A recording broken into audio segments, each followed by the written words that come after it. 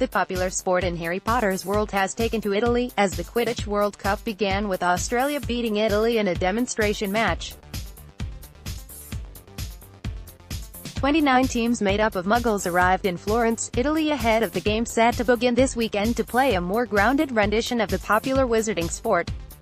Quidditch, for those who haven't read the popular book series by J.K. Rowling or seen the films, is played on broomsticks, with two opposing teams attempting to win with the highest score possible. Unlike in Harry Potter, of course, players in this version play by holding a broom in between their legs. Quidditch is a wonderful game. It's honestly so exciting to watch as a viewer, so much happening, said Liam McCoppin, Australia's assistant coach, in an interview with the Associated Press.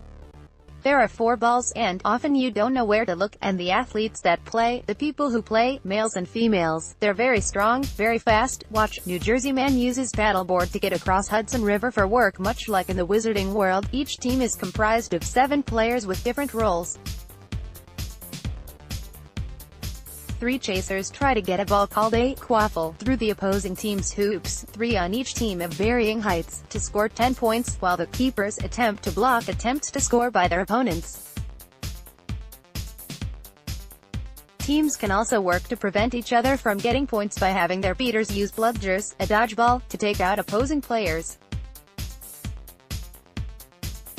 When a player is hit by a bludger, they have to dismount their broom and drop any ball in their possession, and cannot play again until they return to and touch their hoops before being able to replay.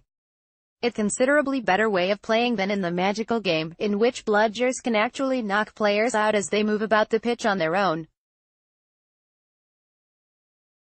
The final role is the seeker, who has to try and catch the golden snitch, which, instead of magically flying around, is attached to the waistband of a snitch runner, who tries to avoid capture as long as possible. The game ends when a seeker catches the snitch, but since it's only worth 30 points in the Muggle version instead of 150 points, a team must be far enough ahead in points that catching the ball will guarantee a win. The snitch ends the game but does not necessarily declare the winner. In the game between Australia and Italy on Wednesday, the former won 120-30 during the match held as part of the opening ceremony for the 4th edition of the competition. Like at Hogwarts, Potter's wizarding school, the teams also ensure there is diversity among the players. The most important thing about Quidditch is diversity, its inclusivity, McCoppin said.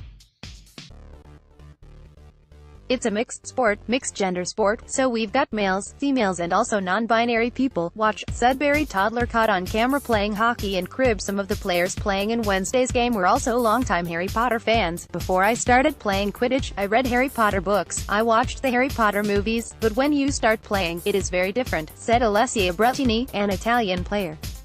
A lot of people say, this is the sport of the most famous wizard in the world, but it's a real sport. We train, we sweat, and sometimes, at the end of the match, we cry for joy or sadness. The competition in Florence is the 4th held by the International Quidditch Association and occurs every 4 years.